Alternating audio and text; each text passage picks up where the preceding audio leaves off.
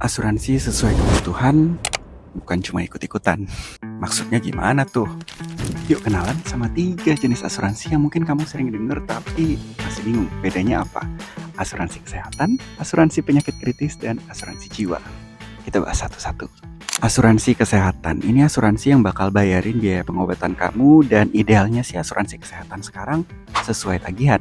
Dan banyak perusahaan asuransi sekarang yang juga mengcover biaya sebelum dan sesudah kamu masuk rumah sakit dalam durasi tertentu. Yang sesuai tagihan pun produknya macam-macam, tergantung kelas rumah sakit yang kamu perlukan dan coveragenya. Apakah Indonesia aja, Asia, atau bahkan seluruh dunia.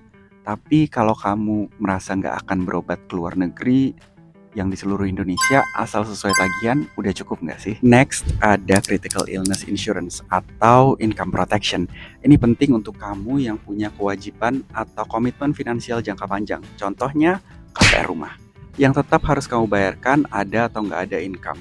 Sedangkan ada resiko terkena penyakit kritis, dan ketika terkena penyakit kritis, ada juga resiko kehilangan pekerjaan, which means kehilangan income. Lewat polis ini, sejumlah uang pertanggungan akan dibayarkan ke pemilik polis ketika terkena penyakit kritis. Uang ini bisa digunakan untuk tetap membayar kewajiban finansialnya tanpa harus menjual aset. Next, ada asuransi jiwa. Ini penting kalau ada orang-orang yang hidupnya bergantung sama kamu financially.